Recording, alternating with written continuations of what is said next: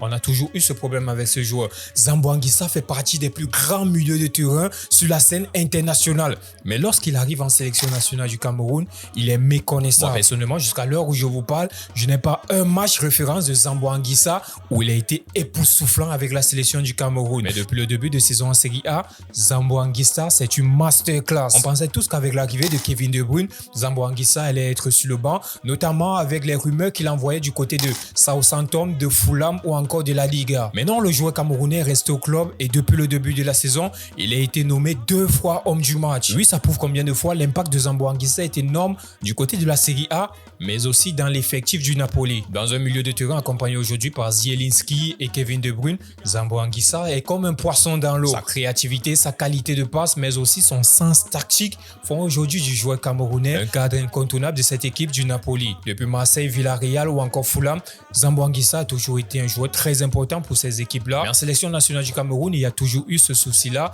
On sentait un Zambo Anguissa un peu nonchalant en sélection nationale. Il n'a pas cette niaque, il n'a pas cette envie comme lorsqu'il joue avec le Napoli. C'est vrai que le football européen n'est pas comme celui de l'Afrique et ses coéquipiers ne sont pas les mêmes.